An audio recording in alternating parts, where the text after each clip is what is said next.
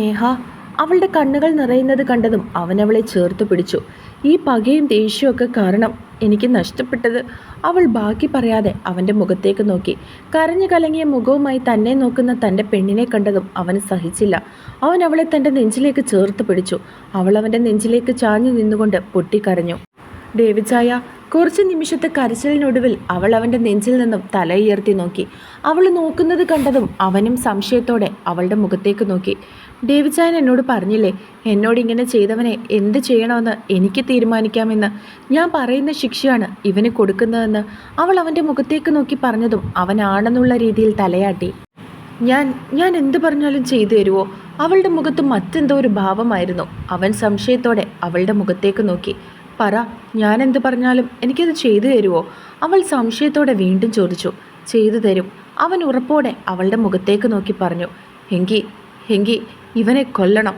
അവൾ അവന് നേരെ കൈ ചൂണ്ടി ഡേവിയോട് പറഞ്ഞു. അവൾ അങ്ങനെ പറയുന്നത് കേട്ടതും ഒരു നിമിഷം ഡേവി അവളുടെ മുഖത്തേക്ക് നോക്കി. അവൾ തന്നെയാണോ അത് പറയുന്നത് എന്നുള്ള സംശയമായിരുന്നു. ഡേവിഡ്ചായ അവനൊന്നും മിണ്ടാതെ അവളെ നോക്കുന്നത് കണ്ടതും അവൾ വീണ്ടും അവൻ്റെ മുഖത്തേക്ക് നോക്കി വിളിച്ചു. അവളുടെ കൈകൾ രണ്ടും അവൻ്റെ ഷർട്ടിൽ ചുരുട്ടി പിടിച്ചിരുന്നു. ആ എന്താ, ഇവനെ കൊല്ലാൻ പറ്റില്ലേ? അവൾ സംശയത്തോടെ അവൻ്റെ മുഖത്തേക്ക് നോക്കി ചോദിച്ചു. പറ്റും, അവൻ അവളുടെ മുഖത്തേക്ക് നോക്കി ദൃഢനിശ്ചയത്തോടെ പറഞ്ഞു. അത് കേട്ട് അവൾ അവൻ്റെ മുഖത്തേക്കൊന്ന് നോക്കി. കൊല്ലും, നിനക്ക് വേണ്ടി ഞാനിവനെ കൊല്ലും. അതിൻ്റെ പേരിൽ ഇനി എന്ത് പ്രശ്നം ഉണ്ടായാലും അത് നേരിടാൻ ഞാൻ തയ്യാറാണ്. അവൻ അവളുടെ മുഖത്തേക്ക് നോക്കി മറുപടി പറഞ്ഞു. അവൻ്റെ കണ്ണുകളിൽ അവളോടുണ്ടായിരുന്ന വികാരം അതെന്താണെന്ന് അവൾക്ക് മനസ്സിലായില്ല. പക്ഷെ അവൾക്ക് വേണ്ടി അവൻ എന്തും ചെയ്യാൻ തയ്യാറാണെന്ന് അവൻ്റെ വാക്കുകളിൽ നിന്നും വ്യക്തമായിരുന്നു. അവൻ അവളെയും കൊണ്ട് ജസ്റ്റിൻ്റെ അടുത്തേക്ക് നടന്നു. തൻ്റെ മുൻപിൽ ആരുടെയോ സാന്നിധ്യം അറിഞ്ഞതും ബന്ധിച്ച് കസേരയിൽ തല കുനിച്ചു വെച്ചിരിക്കുകയായിരുന്ന അവൻ തല ഉയർത്തി അവരുടെ മുഖത്തേക്ക് നോക്കി. നേഹയുടെ കണ്ണിൽ അവനോടുള്ള ദേഷ്യവും പകയുമായിരുന്നു. എന്തിനാ ജസ്റ്റിൻ എന്നോടിങ്ങനെ? അതിന് മാത്രം ഞാൻ എന്ത് തെറ്റാണ് നിന്നോട് ചെയ്തത്? ഇതിൽ നിന്ന് നീ എന്താ നേടിയത്? അവൾ അവൻ്റെ മുഖത്തേക്ക് നോക്കി ദയനീയ ഭാവത്തോട് ചോദിച്ചു.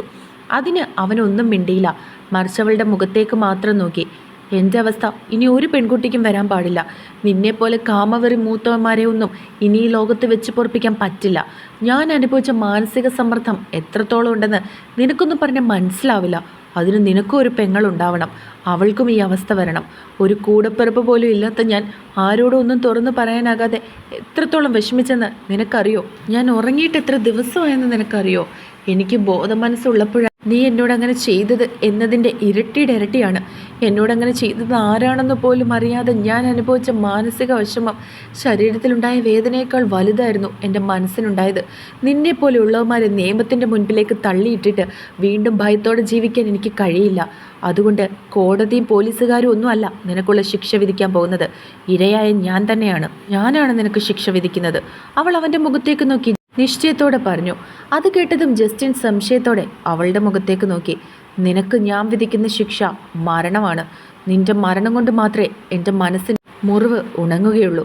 അവൾ അവൻ്റെ മുഖത്തേക്ക് നോക്കി നിശ്ചയത്തോടെ തന്നെ പറഞ്ഞു. നേഹ അവൻ എന്തോ പറയാൻ തുടങ്ങിയതും അവൾ കൈകൾ ഉയർത്തി അവനെ തടഞ്ഞു. ഇനി നിനക്ക് സംസാരിക്കാനുള്ള അവകാശം ഇല്ല ജസ്റ്റിൻ. നീ എന്നോട് അങ്ങനെ ചെയ്തിട്ടും എൻ്റെ മാനസിക വിഷമം എത്രത്തോളം ഒന്ന് മനസ്സിലാക്കിയിട്ട് പോലും നീ ഒരു ദാക്ഷിണ്യമില്ലാതെയാണ് അന്ന് ഷോപ്പിൽ വെച്ച് എന്നെ മാനസികമായിട്ട് വീണ്ടും വിഷമിപ്പിച്ചത്. അതൊന്നും ഞാൻ മറക്കില്ല. അതൊക്കെ എന്നെ ഓരോ നിമിഷം വേട്ടയാടുകയായിരുന്നു. അവൾ അവൻ്റെ മുഖത്തേക്ക് നോക്കി പറഞ്ഞു. അതിനുശേഷം ഡേവിയുടെ അടുത്തേക്ക് തിരിഞ്ഞു. ഡേവിഡ്ചായ അവൾ വിളിച്ചതും അവൻ എന്താണെന്നുള്ള അർത്ഥത്തിൽ അവളുടെ മുഖത്തേക്ക് നോക്കി. ഒരു ദയയും ഇവന് കൊടുക്കരുത്. മരണം, അതുമാത്രമാണ് ഇവനുള്ള ശിക്ഷ. അവൾ പറഞ്ഞതും ഡേവി അവളെ നോക്കി തലയാട്ടി. മരണത്തിൽ കുറഞ്ഞ ഒരു ശിക്ഷ ഇവൻ അർഹിക്കുന്നില്ല നേഹ. ഞങ്ങളുടെ തീരുമാനവും അതുതന്നെയായിരുന്നു. പക്ഷെ ഞങ്ങൾ തീരുമാനിക്കുന്നതിനേക്കാൾ ഇവൻ്റെ ശിക്ഷ തീരുമാനിക്കാൻ യോഗ്യത നിനക്കാണെന്ന് ഞങ്ങൾക്ക് തോന്നി. അതുകൊണ്ടാണ് നിന്നെ ഇവിടേക്ക് കൊണ്ടുവന്നത്. നീ തന്നെ നേരിട്ട് കാണണമെന്നാണ് ഞങ്ങൾ തീരുമാനിച്ചത്. അവൻ അവളുടെ മുഖത്തേക്ക് നോക്കി പറഞ്ഞു. ഡേവി പുറകിൽ നിന്നും ഡെന്നിയുടെ സൗണ്ട് കേട്ടതും അവർ രണ്ടുപേരും അങ്ങോട്ടേക്ക് തിരിഞ്ഞു നോക്കി. അവനും അപ്പോഴേക്ക് അങ്ങോട്ടേക്ക് എത്തിയിരുന്നു. നേഹ അവൻ അവളുടെ മുഖത്തേക്ക് നോക്കി വിളിച്ചതും അവൾ നിറകണ്ണുകളോടെ ഡെന്നിയെ നോക്കി. ചേട്ടാ, ഇവനെ കൊല്ലണം ചേട്ടാ. എൻ്റെ മുമ്പിൽ വെച്ച് ഇവൻ പിടഞ്ഞു ചാകണം. എങ്കിൽ മാത്രമേ എനിക്ക് സമാധാനത്തോടെ ഇനിയുള്ള ദിവസങ്ങളിൽ ഉറങ്ങാൻ പറ്റുകയുള്ളൂ. ചേട്ടൻ എനിക്ക് വേണ്ടി ഇത് ചെയ്യുമോ? അവൾ സംശയത്തോടെ അവൻ്റെ മുഖത്തേക്ക് നോക്കി ചോദിച്ചു. ചെയ്യും. എനിക്കും ഒരു പെങ്ങളുണ്ട്. ഇവനെപ്പോലെയുള്ളവന്മാർ ജീവിക്കുന്ന ഈ ലോകത്ത് ഏതൊരു പെൺകുട്ടിയും പുറത്തേക്ക് ഇറക്കാൻ തന്നെ പേടിയാണ്. അതുകൊണ്ട് ഇവനെപ്പോലെയുള്ളവന്മാർ ജയിലിൽ പോയി സുഖിച്ചു കഴിയാൻ എനിക്ക് താല്പര്യമില്ല. മോൾക്ക് വേണ്ടി ഞാനിവനെ ഇല്ലാതാക്കും. ഡെന്നിയുടെ വാക്കുകൾ ഉറപ്പുള്ളതായിരുന്നു. ദേവി, നേഹയെ കൂട്ടി വീട്ടിലേക്ക് പൊയ്ക്കോ, ഡെന്നി അവനെ നോക്കി പറഞ്ഞതും അവൻ തലകുലുക്കി. ചേട്ടാ, എനിക്ക് എനിക്ക് കാണണം, ഇവൻ മരിക്കുന്നത് എനിക്ക് കാണണം ചേട്ടാ. അത് കേട്ടതും നേഹ അവനെ നോക്കിക്കൊണ്ട് പറഞ്ഞു. വേണ്ട മോളെ, അത് നീ കാണണ്ട. നിന്നോട് അങ്ങനെ ചെയ്തത് ആരാണെന്ന് നിനക്ക് നേരിട്ട് കാണിച്ചു തരണമെന്ന് ഞങ്ങൾക്കൊരു ആഗ്രഹമുണ്ടായിരുന്നു. അതുകൊണ്ടാണ് നിന്നെ ഇവിടേക്ക് കൊണ്ടുവന്നത്. നാളെ ചിലപ്പോൾ ഇവനെ നിനക്ക് ഇതുപോലെ ജീവനോടെ കാണാൻ കിട്ടിയില്ലെങ്കിലോ? ഡെന്നി അവളുടെ മുഖത്തേക്ക് നോക്കി പറഞ്ഞു. അതെ, അതാ നേഹ ശരി. നമുക്ക് തിരിച്ച് വീട്ടിലേക്ക് പോകാം. നിന്നോടിങ്ങനെ ചെയ്ത ആരാണെന്ന് നീ കണ്ടു കഴിഞ്ഞല്ലോ.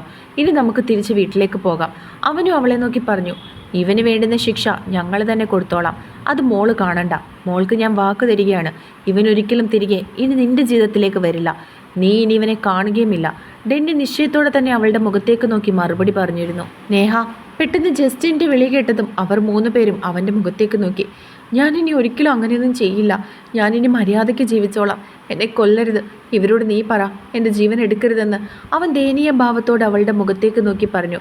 അതിനവൾ ഒന്നും മിണ്ടാതെ അവൻ്റെ അടുത്തേക്ക് നടന്നു. ഒരു ദയം എന്നോട് കാണിക്കാതെ ക്രൂരമായി എൻ്റെ ശരീരത്തെ നശിപ്പിച്ച് ഇല്ലാതാക്കിയ വെറൊരു മൃഗമാണ് നീ. നീ നൽകിയ ഓരോ വേദനകളും ഇന്നും മായാതെ എൻ്റെ ശരീരത്തിലുണ്ട്. അതൊക്കെ ഓർക്കും തോറും ഓരോ ദിവസവും നേറിയാണ് ഞാനിരിക്കുന്നത്. എൻ്റെ ശരീരത്തിലേക്ക് നോക്കുമ്പോൾ സ്വയം അറപ്പും വെറുപ്പും തോന്നുന്ന ഒരു പെണ്ണാണ് ഞാനിപ്പോൾ. എനിക്കറിയാം അതൊന്നും ഒരിക്കലും എൻ്റെ ശരീരത്തിൽ നിന്ന് മായ്ച്ചു കളയാൻ പറ്റില്ലെന്ന്. അതുപോലെയാണ് നീ എന്നെ ഓരോ തവണയും വേദനിപ്പിച്ചത്. ഒന്ന് എതിർക്കാൻ പോലും കഴിയാതെ ഞാൻ നിൻ്റെ മുമ്പിൽ കിടന്നു. അല്ല, നീ എന്നെ കിടത്തി. സ്വയം ബോധത്തോടെ ഒരു മനുഷ്യനും ചെയ്യാത്ത പ്രവൃത്തിയാണ് നീ എന്നോട് ചെയ്തത്. അവൾ ദേഷ്യത്തോടെ അവൻ്റെ മുഖത്തേക്ക് നോക്കി പറഞ്ഞു. തൻ്റെ പെണ്ണിനെ എങ്ങനെയൊക്കെയോ ആശ്വസിപ്പിക്കണമെന്നുണ്ട് അവന്. അവളെ ചേർത്ത് നിർത്തി നിനക്ക് ഞാനുണ്ടെന്ന് പറയാൻ അവൻ്റെ ഉള്ളം തുടിക്കുകയാണെന്ന് ദേവിയെ നോക്കിയപ്പോൾ ഡെന്നിക്ക് മനസ്സിലായി. മോൾക്ക് അവനെ തല്ലണോ? ഡെന്നി സംശയത്തോടെ അവളോട് ചോദിച്ചു. വേണ്ട ഏട്ടാ, ഇവനെ തല്ലിയ എൻ്റെ കൈയും കൂടി നാറും. എനിക്ക് അത്രയ്ക്ക് വെറുപ്പാണ് ഇവനോട്. ഇവനൊരിക്കലും ഇനി ഭൂമിയിൽ ജീവിച്ചിരിക്കാൻ പാടില്ല. എനിക്ക് ആ ഒരു ആഗ്രഹം മാത്രമേ ഇപ്പോഴുള്ളൂ. എനിക്ക് വന്നതുപോലെ ഒരു പെൺകുട്ടിക്കും ഇനി വരാൻ പാടില്ല. ഇല്ലാതാക്കണം ഇവനെ. അവൾ ദേഷ്യത്തോടെ ഡെന്നിയുടെ മുഖത്തേക്ക് നോക്കി പറഞ്ഞതും അവൻ തലയാട്ടി. ഡെന്നി പുറകിൽ അവന് കാവലായിട്ട് നിൽക്കുന്ന 2 പേരുടെ മുഖത്തേക്ക് നോക്കി. ഞങ്ങൾ പോയിട്ട് തിരിച്ചു വരും. അപ്പോഴേക്കും ഇവനെന്തെങ്കിലും ആഹാരം വേണമെന്ന് ചോദിക്കുക. എന്തെങ്കിലും കഴിക്കാൻ ആഗ്രഹമുണ്ടെങ്കിൽ അത് വാങ്ങി കൊടുത്തേക്ക്. അവൻ അവരെ നോക്കി പറഞ്ഞതും അവർ തലയാട്ടി. ഇനി നിനക്ക് ഭൂമിയിൽ ആഹാരമില്ല ജസ്റ്റിൻ. അതുകൊണ്ട് ഇഷ്ടമുള്ളത് എന്താണെന്ന് വെച്ചാൽ നീ ഇവരോട് പറഞ്ഞാൽ മതി, ഇവർ വാങ്ങിക്കൊണ്ടുവരും. ഡെന്നി ജസ്റ്റിൻ്റെ മുഖത്തേക്ക് നോക്കി പറഞ്ഞതും അവൻ ഞെട്ടി. തൻ്റെ മരണം പൂർണ്ണമായിട്ടും അടുത്തിരിക്കുന്നുവെന്ന് അവന് മനസ്സിലായി. ഇനിയൊരിക്കലും അവന് രക്ഷപ്പെടാൻ കഴിയില്ല എന്ന് അവന് നന്നായിട്ട് അറിയാമായിരുന്നു. സോ പ്ലീസ് എന്നെ ഒന്നും ചെയ്യരുത്. ഞാൻ മാപ്പ് ചോദിക്കാം. നേഹയുടെ കാല് പിടിച്ച് ഞാൻ മാപ്പ് ചോദിക്കാം. വേണമെങ്കിൽ ഇവളെ ഞാൻ കെട്ടിക്കോളാം. ജസ്റ്റിൻ അവൻ്റെ മുഖത്തേക്ക് നോക്കി പറഞ്ഞതും അവൻ നിലം പതിച്ചതും ഒന്നിച്ചായിരുന്നു. അത് കണ്ടതും നേഹ ഞെട്ടിപ്പോയി. പക്ഷെ ഡെന്നിക്ക് ചിരിയാണ് വന്നത്. അവൻ താഴേക്ക് വീണു കിടക്കുന്നതും ദേവി അവൻ്റെ അടുത്തേക്ക് ചെന്നു. ചി നായിൻ്റെ മോനെ, ഒരു പെണ്ണിൻ്റെ ജീവിതം ഇല്ലാതാക്കിയിട്ട് ഇപ്പം ചാവാൻ നിൽക്കുമ്പോൾ നീ അവൾക്ക് ജീവിതം കൊടുക്കാന്നോ? അവൻ ദേഷ്യത്തോടെ അവൻ്റെ അടുത്തേക്ക് ചെന്ന് അവൻ്റെ കഴുത്തിൽ പിടിച്ചുകൊണ്ട് ചോദിച്ചു. നേഹ ജസ്റ്റിൻ പറയുന്നത് കേട്ട് ഞെട്ടി നിൽക്കുകയായിരുന്നു. നിനക്കവനെ വേണോടി? ഡേവി ദേഷ്യത്തോടെ നേഹയുടെ മുഖത്തേക്ക് നോക്കി ചോദിച്ചു. അത് കേട്ട് അവൾ ഞെട്ടി. ആദ്യമായിട്ടായിരുന്നു ഡേവിയുടെ ദേഷ്യം അവൾ കാണുന്നത്. അത് കണ്ടതും അവൾ പെട്ടെന്ന് വല്ലാതെയായി. നിന്നോടാ ഞാൻ ചോദിക്കുന്നത്, നിനക്ക് ഈ മോനെ വേണോന്ന്?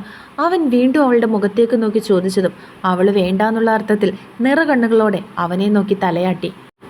ഡേവി, ഡെന്നി വിളിച്ചതും അവനവൻ്റെ മുഖത്തേക്ക് നോക്കി. അപ്പോഴാണ് താനെന്താ ചെയ്തതെന്നും പറഞ്ഞതെന്നുമുള്ള ബോധം അവന് വന്നത്. അവൻ പെട്ടെന്ന് ജസ്റ്റിനെ തള്ളി മാറ്റിയിട്ട് അവിടെ നിന്നും എഴുന്നേറ്റു. പുറകിൽ നിന്നിരുന്ന സഹായികൾ അവനെ പിടിച്ച് വീണ്ടും അവിടേക്ക് ഇരുത്തി. വാടി. ഡേവി ദേഷ്യത്തോടെ അവളുടെ കയ്യും പിടിച്ച് പുറത്തേക്ക് നടന്നു. ഡേവി ശരിക്കും ഇപ്പോഴെന്തിനാ ഇങ്ങനെ ദേഷ്യപ്പെടുന്നതെന്ന് അവൾക്ക് അറിയില്ലായിരുന്നു. അതുകൊണ്ട് തന്നെ അവൻ അവളെ കൊണ്ട് പുറത്തേക്ക് ഇറങ്ങിയതും ഒരു പാവ കണക്കെ അവളും പുറകെ ചെന്നു. ഡെന്നി സഹായികളോട് അവനെ നോക്കിക്കോണമെന്ന് കണ്ണ് കാണിച്ചതിന് ശേഷം അവരോടൊപ്പം പുറത്തേക്കിറങ്ങി. ദേവി അവളെ കോ ഡ്രൈവർ സീറ്റിലേക്ക് കയറ്റിയിരുത്തി. ഡെന്നി പുറത്തവൻ്റെ കാറിൻ്റെ ബോണറ്റിൽ ചാരി നിൽക്കുകയായിരുന്നു. ദേവി അവൻ്റെ അടുത്തേക്ക് ചെന്നു. വിട്ടുകൊടുക്കുന്ന കാര്യം പറയുമ്പോൾ തന്നെ ദേഷ്യം വരുവാണല്ലോടാ. ആ വിനു വേറൊരുത്തിയെ സ്നേഹിച്ചത് കാര്യമായിപ്പോയി. ഇല്ലെങ്കിൽ അനിയനാണെന്ന് പോലും നോക്കാതെ നീ അവൻ്റെ പപ്പും കൂടെ എടുത്തേനെ. ഡെന്നി ചിരിച്ചുകൊണ്ട് ദേവിയെ കളിയാക്കി. നീ ഒന്ന് പോ ഡെന്നി. ആ മൈ പറഞ്ഞു കേട്ടില്ലേ, എല്ലാം ഉണ്ടാക്കി വെച്ചിട്ട് അവളെ അവൻ കെട്ടിക്കോളാന്ന്. സത്യം പറയാലോ, അവളുടെ ശരീരത്തിൻ്റെ കാര്യമൊക്കെ അവൾ പറയുന്നത് കേട്ടപ്പോൾ അവനെ പച്ചയ്ക്ക് കൊളുത്താനാണ് എനിക്ക് തോന്നിയത്. ദേവി ദേഷ്യം കൊണ്ട് വിറച്ചു. എനിക്ക് മനസ്സിലാകുവാടാ, നിന്റെ വിഷമം എനിക്ക് നന്നായിട്ട് മനസ്സിലാകും. അതല്ലേ ഞാൻ വിനുവിൻ്റെ കാര്യം വെച്ച് നിന്നെ കളിയാക്കിയത്. ഡെന്നി ചിരിച്ചുകൊണ്ട് അവനോട് പറഞ്ഞു. വിനുവിനെ പോലെയാണോ അവൻ? അവൾക്ക് വിനുവിന് അവളെ ഇഷ്ടമായിരുന്നുവെങ്കിൽ ഞാൻ അവളെ വിട്ടുകൊടുത്തേനെ ഡെന്നി. ഡേവി പറഞ്ഞതും അവൻ സംശയത്തോടെ ഡേവിയുടെ മുഖത്തേക്ക് നോക്കി. വിനുവിനെയും അവനെയും തമ്മിൽ കമ്പയർ ചെയ്യാൻ നമുക്ക് പറ്റുമോ ഡെന്നി? എനിക്ക് ഉറപ്പുണ്ട് വിനു അവളെ സ്നേഹിച്ചാൽ അവളെ ആത്മാർത്ഥമായിട്ട് തന്നെയായിരിക്കും സ്നേഹിക്കുന്നതെന്ന്. അങ്ങനെ അവനും ഒരു ഇഷ്ടം ഉണ്ടായിരുന്നുവെങ്കിൽ ഞാൻ ഉറപ്പായിട്ടും അവൻ അവളെ കൊടുത്തേനെ. കാരണം നേഹയ്ക്ക് അവനോടുള്ള ഇഷ്ടം എനിക്ക് നന്നായിട്ട് അറിയാലോ. എനിക്ക് അവളുടെ സന്തോഷമാണ് വലുത്. അവൾക്ക് അവനോടൊപ്പം ജീവിക്കാൻ ആഗ്രഹമുണ്ടെങ്കിൽ അവൻ അവളെ സ്വീകരിക്കാൻ പറ്റുമെങ്കിൽ തീർച്ചയായിട്ടും ഞാൻ അവളെ അവന് വിട്ടുകൊടുക്കും. വിട്ടുകൊടുക്കുന്നതും ഒരു തരത്തിൽ പ്രണയമല്ലേടാ? ഇനി അവൻ്റെ മുഖത്തേക്ക് നോക്കി പറഞ്ഞതും അവൻ ഒന്ന് പുഞ്ചിരിച്ചു. നീ ദേഷ്യപ്പെട്ടത് അവൾക്ക് വിഷമമായെന്ന് തോന്നുന്നു. പെട്ടെന്ന് അവളുടെ മുഖമൊക്കെ മാറി. അവൾക്കറിയില്ലല്ലോ നിന്റെ മനസ്സിൽ അവളുണ്ടെന്ന്. നിന്റെ മനസ്സിലുള്ള ഇഷ്ടം അവളോട് തുറന്നു പറഞ്ഞൂടെ? ഡെന്നി അവൻ്റെ മുഖത്തേക്ക് നോക്കി പറഞ്ഞതും അവനൊന്ന് പുഞ്ചിരിച്ചു. പറയണം, ഇതിനൊരു തീരുമാനം ഉണ്ടാക്കിയിട്ട് പറയാമെന്ന് കരുതിയിട്ടാ ഇതുവരെ മിണ്ടാതെ ഇരുന്നത്. ഇവൻ്റെ മരണശേഷം അവളോടെല്ലാം തുറന്നു പറയണമെന്നാണ് എൻ്റെ ആഗ്രഹം. പിന്നെ ഇന്ന് ദേഷ്യപ്പെട്ടത് ഞാൻ അവളോടല്ലല്ലോടാ ദേഷ്യപ്പെട്ടത്, ആ ഡാഷ് മോനോടല്ലേ ഞാൻ ദേഷ്യപ്പെട്ടത്. അവൻ പറയുന്നത് നീയും കേട്ടതല്ലേടാ ഡെന്നി. എല്ലാം ഉണ്ടാക്കി വെച്ചിട്ട് അവളെ കെട്ടിക്കോളാന്ന്. ഇനി അവളെ ഞാൻ ആർക്കും വിട്ടുകൊടുക്കില്ല. എൻ്റെ പെണ്ണാ അവള്. അവൻ ദേഷ്യത്തോടെ തന്നെ ഡെന്നിയോട് പറഞ്ഞു. നീ അവളെയും കൂട്ടി വീട്ടിലേക്ക് ചെല്ല്, ഞാനും പുറകെ വന്നേക്കാം. ഡെന്നി അവനെ നോക്കി പറഞ്ഞതും അവൻ തലയാട്ടി. പിന്നെ ഡ്രൈവർ സീറ്റിലേക്ക് കയറി. അവൻ ഡോറ് തുറന്ന് കയറിയതും അവൾ അവൻ്റെ മുഖത്തേക്കൊന്ന് നോക്കി. അവൾ നോക്കുന്നത് കണ്ടതും അവൻ അവളെ നോക്കി ചിരിച്ചു. അവൾ സംശയത്തോടെ വീണ്ടും അവനെ നോക്കി. കാരണം നേരത്തെ അവളോട് അങ്ങനെ ദേഷ്യപ്പെട്ട ഡേവി അല്ലായിരുന്നു ഇപ്പം തൻ്റെ മുൻപിലിരിക്കുന്നതെന്ന് അവൾക്ക് തോന്നി. അവളും അവനെ നോക്കിയൊന്ന് പുഞ്ചിരിച്ചു.